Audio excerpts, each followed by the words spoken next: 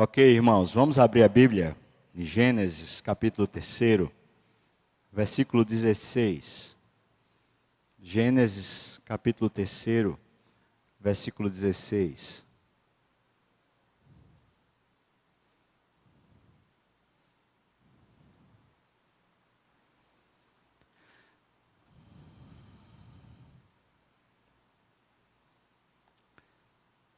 Diz assim a palavra do Senhor. E a mulher disse: multiplicarei sobremodo os sofrimentos da tua gravidez. Em meio de dores, darás à luz filhos. O teu desejo será para o teu marido, e ele te governará. Vamos ler juntos agora? E a mulher disse: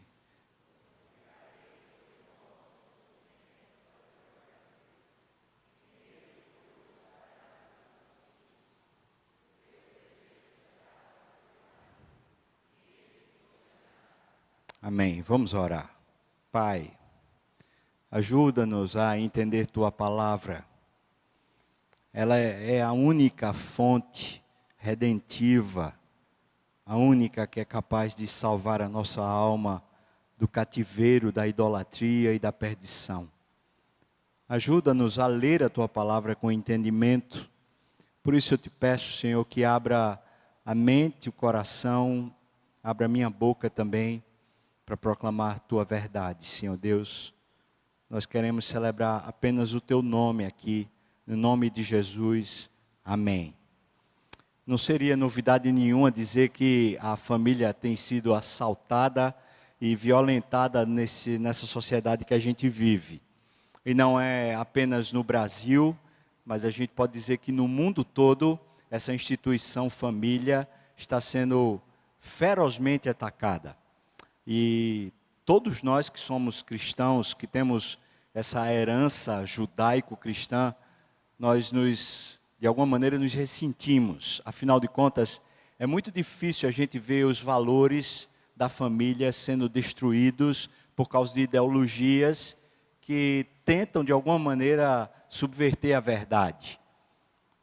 Nós padecemos disso, esse é um mal social, um mal do nosso tempo, com o qual nós militamos, e talvez a gente não tenha muito o que fazer, senão simplesmente guardar o coração com a verdade. Mas qual é o problema disso para a igreja? Porque a igreja sempre passou por isso, passou por esses assaltos na sua doutrina, nos seus ensinos. Qual seria o problema para a igreja? A gente está sendo violentado nessa questão da família. O problema é que muitos de nós não temos mais entendido essa instituição família à luz da Bíblia. E não é só uma questão da gente, às vezes, tentar fazer algum tipo de síntese com ideologia de gênero, ou com feminismo, ou com machismo, ou seja lá qual for o ismo que se tenha. O problema é que a gente, às vezes, não sabe o que a Bíblia diz a respeito desses papéis familiares. Filhos, mãe, pai, e como essas coisas são coordenadas biblicamente, e não apenas através dos afetos humanos. E é bem provável que os nossos afetos, por melhores, mais valiosos, mais preciosos que sejam, os nossos afetos estejam em algum grau pervertidos, disfuncionais. E quando nós temos disfunção, isso naturalmente vai causar algum dano. Vou dizer assim que os filhos que amam suas mães e pais, certamente têm algum grau de disfunção nesse amor. Assim como os pais e mães que amam seus filhos, têm algum grau de disfunção. E a Bíblia parece revelar para nós, não um padrão, mas revelar para nós uma identidade.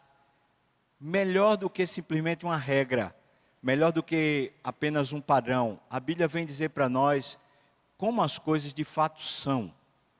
O que é que caracteriza de fato a família? Eu não vou falar sobre a família como um todo, porque hoje é Dia das Mães, e eu queria me deter nessa experiência da família, muito mais nesse papel de mãe. aproveitando que a gente tem esse domingo especial para fazê-lo. Esse texto que a gente acabou de ler fala sobre um momento onde Deus dirige a palavra diretamente à mulher e ensina a mulher o que é ela viver sem Deus. Perceba que o que Deus está falando aqui a Eva, ela nem se chamava Eva ainda, porque depois disso é que ela vai ganhar o nome de Eva, e é Adão quem dá esse nome para ela. Ela por enquanto é apenas varoa. E perceba que a palavra que é dada a Eva é a palavra de Deus, não é a palavra de homem algum, mas é dentro de uma contingência. O que aconteceu para Deus dar essa palavra? A mulher e também o homem preferiram ter uma vida independente da luz divina, da direção divina, do conselho divino. Ou seja, a humanidade naquele momento estava se emancipando, estava se tornando, entre aspas, uma humanidade adulta, que não precisava mais de um tutor, de um mentor, de um pai, de um orientador, não precisava mais que alguém ensinasse. Nesse momento que a sociedade, composta aqui basicamente por Adão e Eva, nesse momento em que ela se auto-independe, ela se torna sozinha, ela se torna sem Deus. E essa palavra de Deus direcionada à mulher é justamente nessa contingência. É quando homens ou mulheres vão viver a sua vida comum sem Deus. Vou tentar tornar isso mais detalhado. Não é sem a existência de Deus, mas é sem considerar Deus como sendo seu orientador. Então é possível que alguém diga: Deus existe, Deus é real, eu falo com Deus, Deus fala comigo, mas eu não considero os conselhos dele como sendo os conselhos que me direcionam. Eu não submeto a minha vida à autoridade dele. Esse contexto onde é possível até que haja algum grau de conhecimento sobre Deus, mas o que Deus fala, ou o que Deus direciona, não é obedecido ou não é querido, não é amado. É nessa situação que a gente encontra essa palavra de Deus para Eva. E o que Deus diz é uma maldição. E eu quero que você, por favor, me acompanhe nessa meditação pela manhã, porque eu vou começar pela parte mais difícil, pela parte mais dura, mas eu vou concluir, se Deus permitir, essa meditação de hoje com a parte mais light e com a parte mais saborosa. Então a gente vai começar com um indigesto mesmo, com uma coisa que é ruim, mas está aqui e é palavra de Deus. Perceba que na hora que Eva peca, Deus olha para a mulher e fala que ela terá dores, e as dores da gravidez. E depois diz que vai multiplicar as dores do parto, direcionando a maldição de Deus para a queda, diretamente à relação da mulher com o filho e a mulher com o ventre. Por isso, a maternidade não é, por favor, maldita. Entenda isso. Mas a maternidade, que talvez seja a coisa mais preciosa na vida da mulher, a maternidade foi condicionada por Deus no ato da queda a dissabores e a dores constantes na vida da mulher. E é Deus que condiciona isso. E numa sociedade como a nossa, falida, onde aparentemente o último bastião da família é justamente a mulher, é a mãe, é a maternidade. Talvez essa palavra de Deus para a mulher, se bem entendida, gerará em nós um coração ainda mais dependente de Deus, a fim de que a gente não incorra no erro contrário a Deus, contrário às Escrituras. Veja o que é que esse texto está dizendo, o que Deus está dizendo. Por favor, volte as vistas de novo ao texto, para você observar bem. Deus disse à mulher, e quando ele está falando à mulher, ele está falando naturalmente a Eva, mas é bom que essa mulher ainda não tenha nome, porque essa mulher será qualquer mulher de qualquer momento da história da humanidade. Portanto, é você, mulher, que aqui se senta hoje. Deus disse à mulher, eu multiplicarei sobremodo os sofrimentos da tua gravidez. A palavra de maldição de Deus é que, a partir de agora, no momento da sua independência de mim, você terá no seu ventre, você terá naquilo que sai de você, naquilo que é fecundado em você, naquilo que é gerado em você, você terá dissabores. E quem vai multiplicar isso sou eu. Deus não está preocupado em fazer mal. Deus nunca quis, nem quer fazer mal a seu ninguém. Mas o que Deus está dizendo aqui é que os projetos que saem do ventre têm a incrível capacidade no coração da mulher de torná-la idólatra. De fazer ela não mais olhar para Deus, mas olhar apenas para o seu ventre. E é justamente esse olhar para o ventre, sem olhar para Deus, que gera essa dor excruciante multiplicada sobremodo. Ou seja, o que Deus está dizendo é que aquilo que deveria ser uma função nobre e abençoadora na história da mulher, aquilo que sai do ventre dela, aquilo que é um projeto natural dela, aquilo que abençoa a humanidade, se tornou para a mulher um possível totem, uma possível imagem onde ela vai se curvar e ela vai adorar. Em outras palavras, a maternidade pode se tornar para a mulher, caso ela não se submeta a Deus e não conheça bem a Deus, pode se tornar para a mulher uma fonte imensa de idolatria. E faz ela perverter seus próprios caminhos, faz ela se desentender como gente. Não é raro, não apenas na nossa sociedade, mas ao longo das eras, não é raro um casamento vai relativamente bem, até que a mulher fica grávida. E parece que há um distanciamento entre a esposa e o marido a partir daquele momento. O que é que está acontecendo? Não é raro, depois que os filhos nascem, o pai e a mãe viverem em função dos filhos e não em função do casamento que abençoaria os filhos. Não é raro. O que é que está acontecendo? Está acontecendo essa palavra de Deus, uma palavra de maldição. É que o homem e a mulher que pararam de se submeter a Deus e que olharam para o fruto do seu próprio ventre e agora olham no fruto do ventre os seus próprios projetos, olha a sua própria imagem, fruto do seu ventre, ele não olha mais para Deus e aquilo se torna um fim em si mesmo. É o projeto de vida criar o filho, é o projeto de vida viver para o filho. Aquilo se torna um projeto de vida. E Deus está dizendo que é exatamente isso que vai causar dores. É essa idolatria pelo ventre, a idolatria pelos seus próprios projetos. Essa aplicação, ou melhor, essa verdade pode ser aplicada também para mulheres que não venham a ter filhos naturais. Porque mesmo as mulheres que não casam e não têm filhos, mesmo essas, podem cair e incorrer nessa maldição.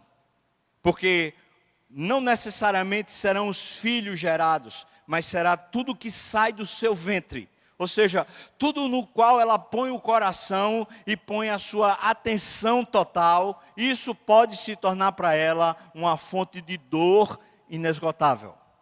E é óbvio, irmãos, que qualquer coisa que nós colocamos como sendo substitutivo de Deus, como sendo o motivo pelo qual a gente vive, qualquer coisa que não seja Deus, que a gente coloque o nosso coração naquilo, é óbvio que essa coisa vai nos causar muitas dores, muitos ressentimentos, muitos males. Essa palavra de Deus é uma palavra de maldição. E muitas mulheres não se atentam ao fato de que, de repente, elas podem amaldiçoar o ventre. Não que Deus tornou os filhos e a maternidade uma maldição, mas Deus tornou uma maldição quando a mulher faz dos seus filhos e faz do seu ventre o motivo da sua existência. Por isso eu vou lhe dizer, mulher mãe. Mulher que tem seus próprios projetos. Mulher que muitas vezes está cansada do casamento e fala assim, eu preciso ter minha própria vida. Esses projetos, filhos, ou seja lá o que for, que saem do seu ventre, se isso é fruto da sua independência e da sua necessidade de afirmação existencial, eu quero lhe dizer que isso é viver debaixo de maldição. Isso é viver alheio à vida de Deus. Isso vai causar em você não só arrogância, mas vai causar em você muitos males. Vai trazer dores inesgotáveis. E não é raro mulheres que assim fazem com seus filhos, sejam crentes ou sejam descrentes. Essas mulheres que tornam seus filhos em ídolos, não é raro que esses filhos se tornem um grande problema na história familiar. Porque não sabem nem dizer o não, nem dizer o sim. E não sabem serem guiadas essas mulheres pelo Espírito Santo para poder terem um padrão que seja abençoador para os seus filhos. Porque seus filhos se tornaram um projeto, não a vontade de Deus e não o próprio Deus, mas a família e os filhos especialmente. Por isso, irmãos, a palavra do Senhor precisa ser bem atenta e bem respeitada e bem conhecida. Afinal de contas, já no começo, nos primórdios da humanidade, no momento em que a humanidade se independe de Deus, Deus já avisa para a mulher as consequências dessa independência. Ela se perverterá e sofrerá por causa do seu ventre. Se você ler um pouquinho mais adiante, você vai ver que Deus também direciona a palavra ao homem. Que não é o caso de eu estudar aqui com você hoje pela manhã, por falta de tempo. Mas eu queria que tanto homem como mulher hoje estivessem atentos a essa palavra. A coisa mais sublime que Deus deu à mulher foi a maternidade. Foi um presente de Deus. Quando Adão chama a sua mulher de Eva, a palavra Eva significa vida, significa vivente. E o que Adão está falando é justamente sobre esse aspecto de que dela viria um descendente, por causa da promessa de Deus em Gênesis 3,15. Então aquilo que seria o ponto mais forte da mulher, aquilo que a distingue de toda a criação, porque ela pode gerar no seu ventre outro ente, outra pessoa à imagem de Deus, e a única criatura na terra que pode gerar no seu ventre a imagem de Deus é a mulher. Essa bênção de Deus, por ser tão grandiosa e por ser tão linda, é justamente aí que reside o grau de perigo.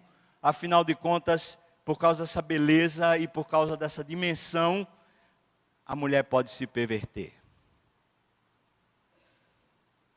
Em muitos lares, há uma real desarmonia em função dessa maldição. E diz assim, é o senso de ser mãe.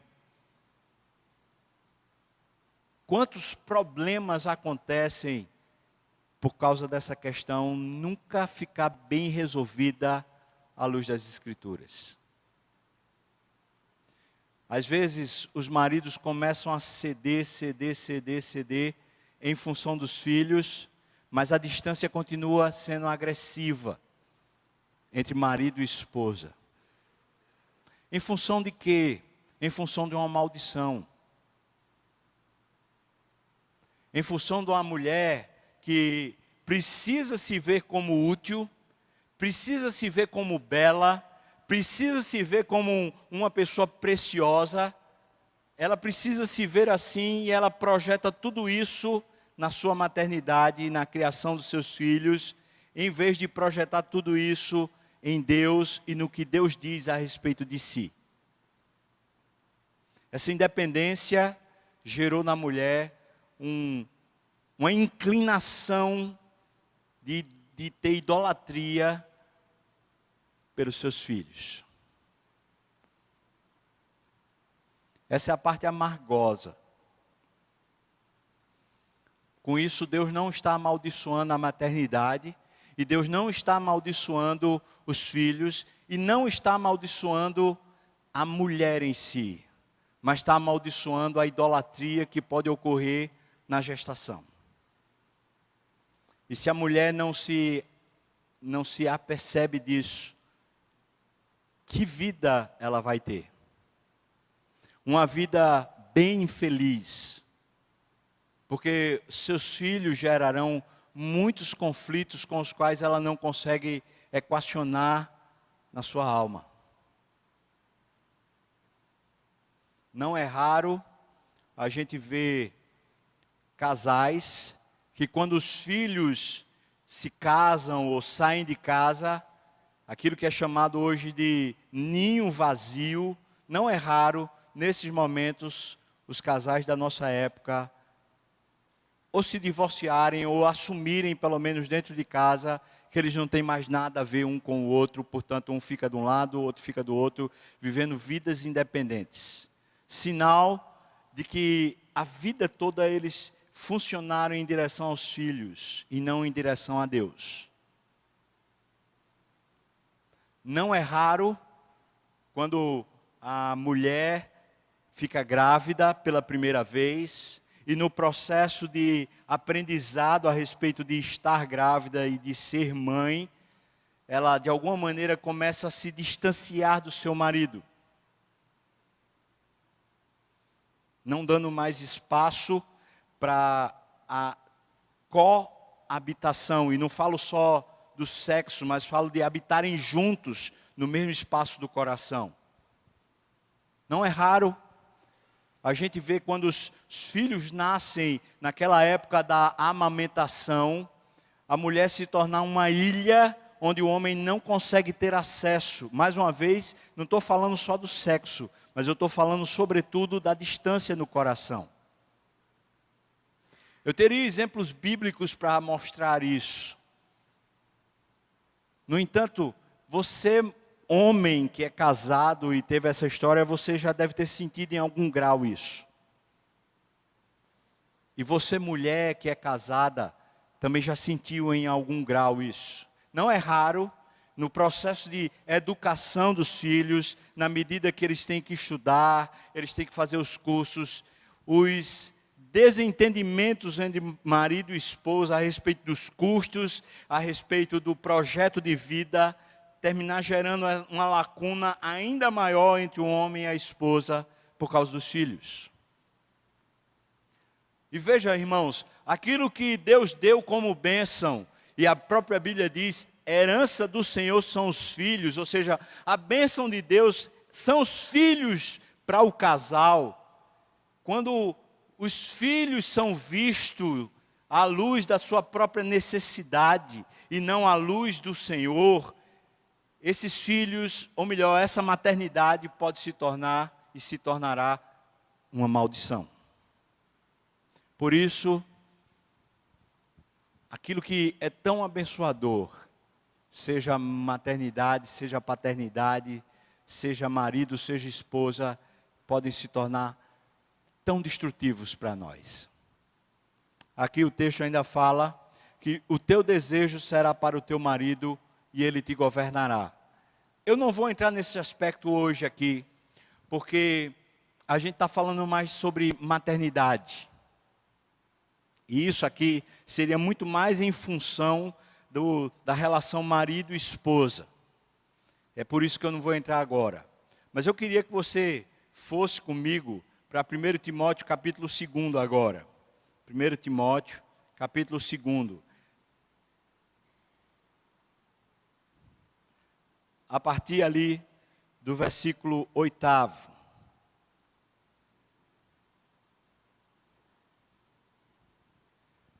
Paulo está tratando com o seu pastor auxiliar, Timóteo.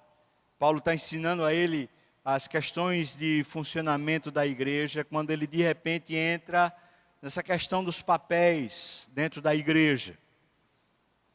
Veja o que ele diz. 1 Timóteo, capítulo 2. Mais uma vez, eu quero que os irmãos percebam que estamos olhando para a Bíblia. Nós não estamos olhando para conceitos humanos. Nós estamos olhando para Deus falando com os seres humanos. 2 Timóteo, segunda carta de Paulo a Timóteo, primeira carta de Paulo a Timóteo, capítulo 2, a partir do versículo 8. 1 Timóteo, capítulo 2, a partir do versículo 8, diz assim: Quero, portanto, que os varões orem em todo lugar, levantando mãos santas, sem ira, sem animosidade. Da mesma sorte que as mulheres, em traje decente, se ataviem com modéstia e bom senso, não com cabeleira frisada e com ouro, ou pérolas, ou vestuário dispendioso, porém com boas obras, como é próprio às mulheres que professam ser piedosas. A mulher aprenda em silêncio com toda a submissão. Não permito que a mulher ensine nem exerça autoridade de homem. Esteja, porém, como irmãos, em silêncio. Então ele explica o argumento teológico. Ele diz: porque primeiro foi formado Adão e depois Eva. Agora o versículo 14 diz assim: Adão não foi iludido pela serpente, mas a mulher, sendo enganada, caiu em transgressão. Então ele está falando precisamente do texto que a gente citou no começo aqui. A mulher enganada caiu em transgressão. Agora leia comigo o versículo 15, por favor. Vamos lá?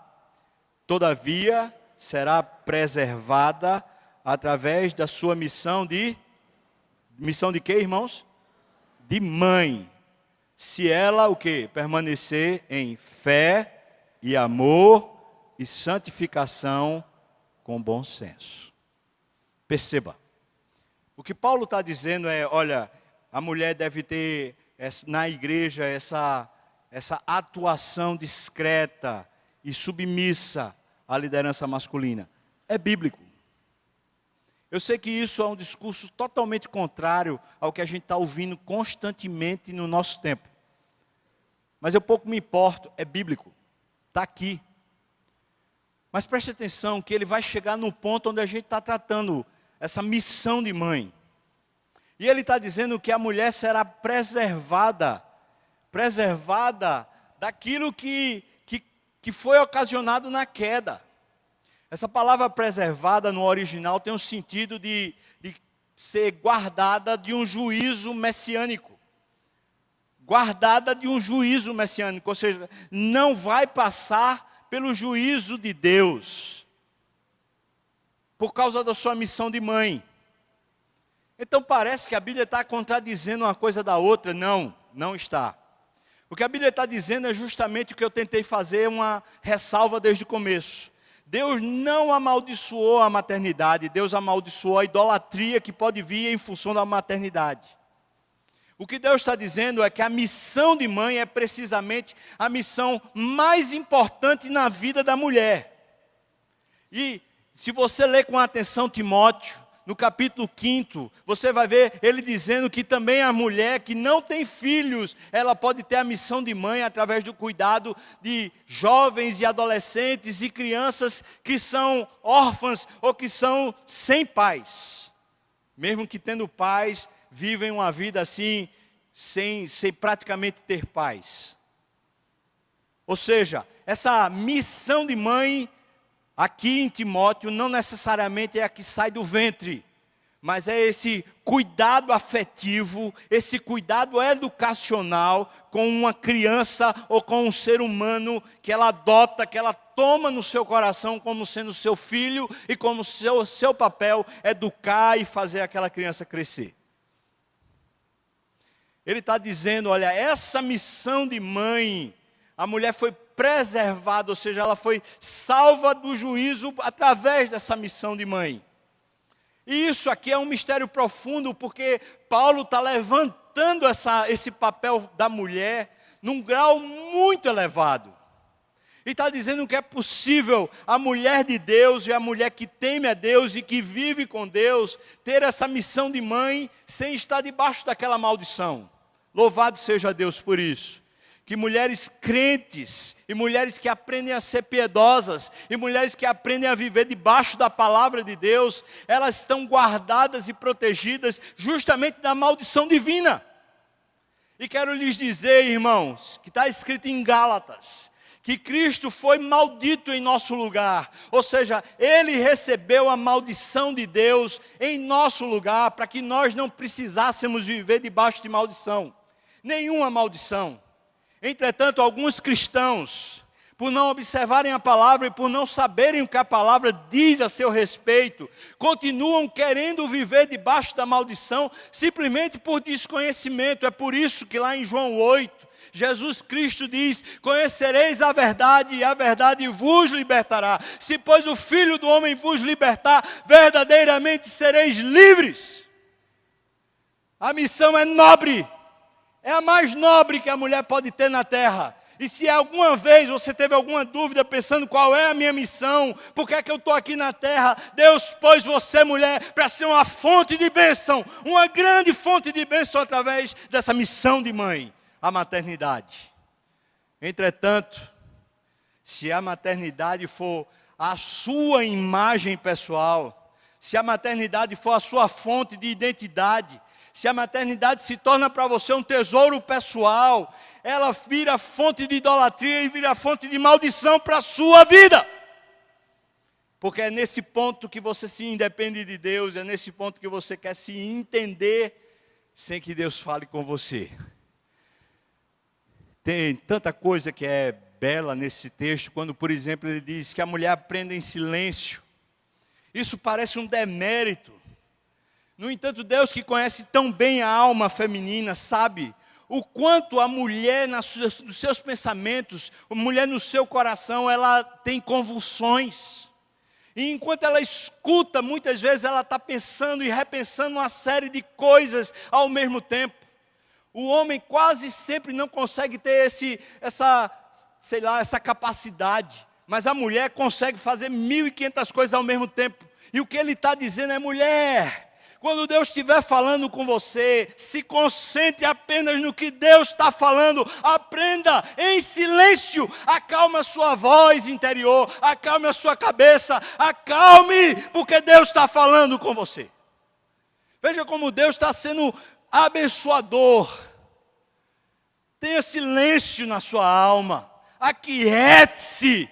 Pare um momento para aprender com Deus a lucidez e a bênção de ser mãe. Em vez de aprender com revistas, em vez de aprender com padrões sociais, em vez de você aprender em sites, em vez de você tentar aprender através do mundo, aprenda com as Escrituras.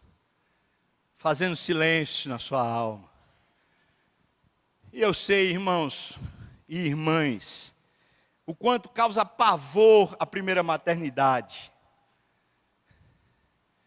O quanto é um mundo totalmente desconhecido e isso parece gerar uma série de problemas e de discussões internas. Alguém já disse, a mulher passa 9 meses se preparando e aprendendo. O homem, de repente nasce, aí ele se vê como pai. Parece que o homem não se prepara nunca. Mas o homem é assim mesmo, é meio retardado, não é verdade? Sempre, né? Um negócio... A mulher é muito veloz, é por isso que Deus está falando, faz silêncio, tá? Senão você não aprende. Você é muito veloz, aprenda. Ele está dizendo, essa missão de mãe é tão nobre que Deus preserva você. Entretanto, tem uma condicionante, veja aí, irmão, por favor. Versículo 15, tem uma condicionante. Se, você está vendo? Versículo 15. Será preservada através da sua missão de mãe, se, repita comigo por favor, se, eita, se fraco medonho, vamos lá, se, entenda, se, não é a sua missão de mãe que lhe preserva, é a missão de mãe dentro desse padrão aqui. Se ela permanecer, Ou seja, se em vez de ela usar a maternidade ou os projetos que saem do seu ventre como afirmação pessoal, ela permanecer, aí ele diz aqui, veja só, em fé, ou seja, olhando para Deus e dependendo de Deus, se ela permanecer em amor a Deus, mais do que amor à criança, ao filho, ao marido, ao projeto dela, se ela permanecer em santificação, ou seja, buscando a Deus e consagrando a sua vida a Deus. Veja, essa missão de mãe, a mais nobre, será uma fonte de preservação da mulher, se ela não usar a maternidade como sendo um centro para ela, ou uma autoafirmação, ou uma idolatria. Antes, pelo contrário, a partir do momento que ela tem uma missão tão nobre, ela vai ainda mais se submeter a Deus e tentar aprender com Deus, se santificando para fazer aquilo que Deus quer.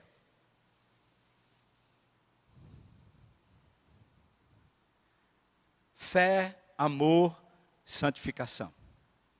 Fé, amor, santificação. Vou destrinchar bem rapidamente.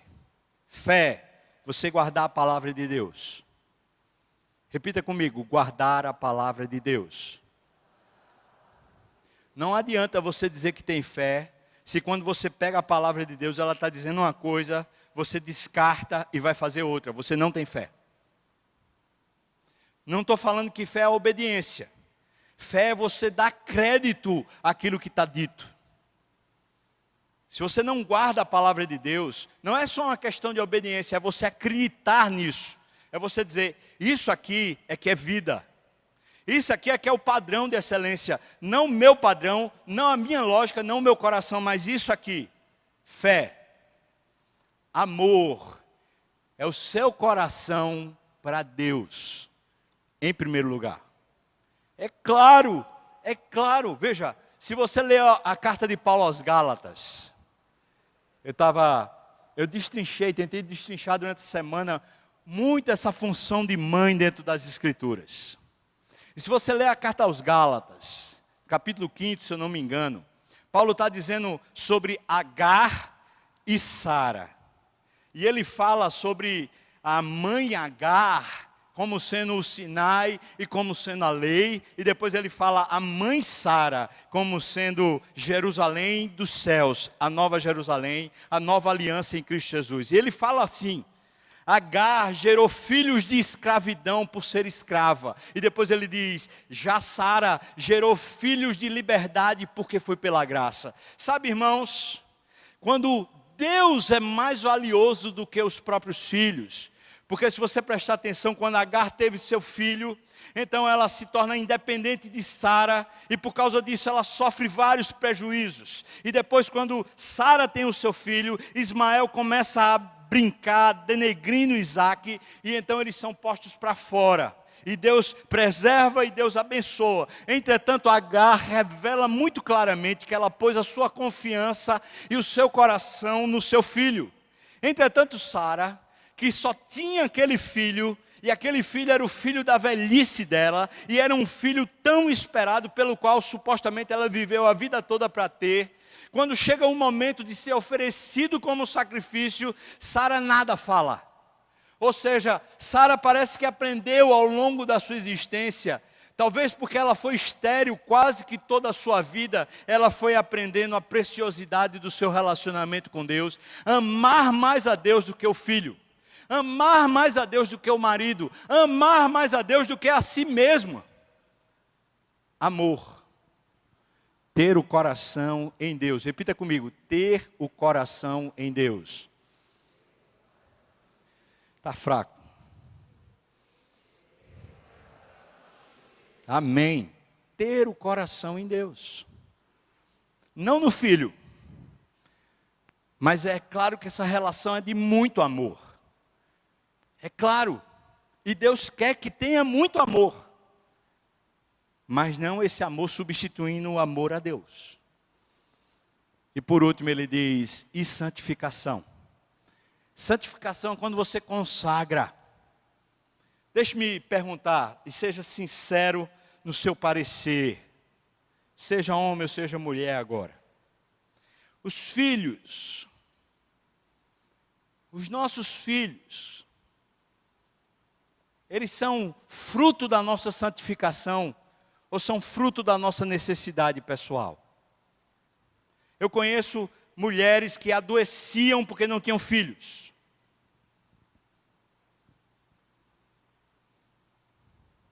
Necessidade pessoal. Ou fruto de uma santificação. Ou seja, de se consagrar a Deus. Um filho consagrado ao Senhor não é necessariamente o filho que vai ser batizado aqui. Mas é o filho que ao longo da sua vida, a única coisa que realmente importa para os pais é que aquela criança aprenda a amar a Deus. Se vai ser rico, se vai ser um profissional nobre, se vai ser, sei lá, o cara que fala 2 línguas, 3 línguas, 5 línguas, se vai ser o cara que vai passar num concurso público, se vai ser o cara que vai morar no estrangeiro, pouco importa o que um pai ou uma mãe que consagra, que santifica a sua vida e santifica os seus filhos quer, é que esse menino, essa menina cresça amando mais a Deus do que qualquer outra coisa. E é claro que os pais não têm poder de salvar os seus filhos. A salvação é divina, é Deus quem salva.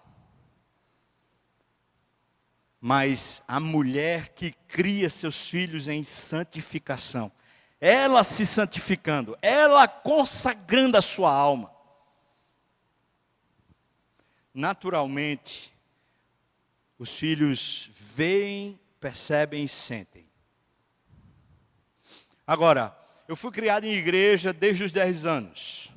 Eu sempre ouvi as pessoas recitando provérbios, quando fala que ensina a criança no caminho que deve andar, ainda quando for velho, não se desviará dele. É bíblico, é verdade, pode ter certeza, é batata, vai acontecer porque a palavra diz. Entretanto, eu vi ao longo da minha existência, muitas vezes sendo repetido em púlpito e sendo repetido em conversas, a seguinte questão: preciso levar o filho para a igreja, preciso levar o filho para a igreja, precisa levar o filho para a igreja, precisa ser criado num colégio evangélico, precisa... Não.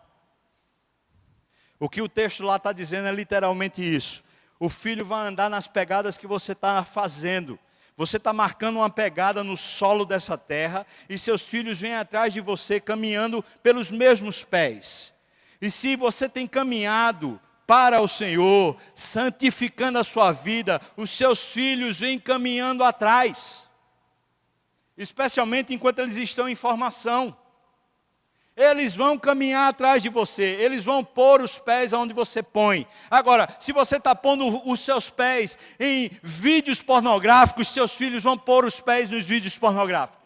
Se você está pondo os seus pés em adultério, os seus filhos vão pôr os seus pés atrás. Se você está pondo os seus pés em bebedeira, seus filhos vão pôr atrás os pés. Se você está pondo os seus pés na idolatria dos times e do futebol, seus filhos vão pôr atrás. Se você está pondo os pés na idolatria do dinheiro, dos recursos, do status, seus filhos vão pôr os pés atrás. Se você está pondo os pés onde você pôr, o que Deus está dizendo é: ensina o teu filho no caminho.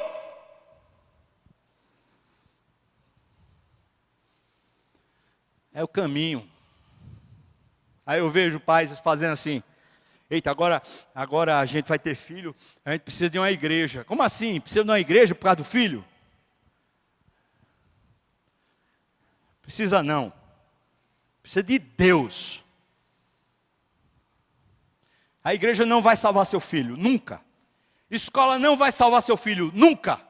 Você ter familiares que são evangélicos não vai salvar seu filho. Você pega e diz assim: tem um tio, tem uma tia, tem um sobrinho, tem um sei lá o quê, um avô, uma avó, que foi santo, que abençoou, que investiu na igreja, que viveu como missionário, que viveu como pastor, mas você não se santifica. Você vive como um ímpio. Vai para a igreja, mas não caminha no caminho de Deus. A palavra de Deus vai se cumprir. O caminho que você trilhou Seus filhos, quando forem adultos, não se desviarão deles. É claro que Deus tem misericórdia e graça para nos salvar.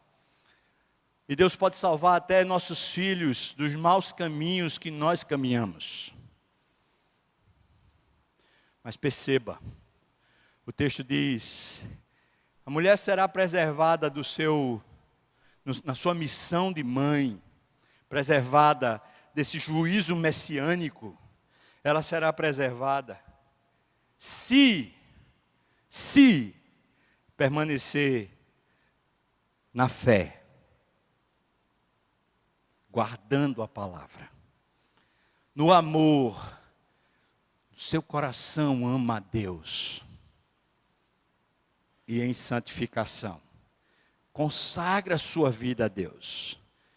Quero chamar você para isso, para consagrar sua vida a Deus, e aprendendo com as Escrituras, que esse nobre ministério que foi dado por Deus à mulher, pode se tornar para você uma grande pedra de tropeço, se você não aprender a vivê-lo à luz das Escrituras. Deus redimiu a maternidade e Deus abençoou a maternidade. Que sejam mulheres santas que abençoam suas casas.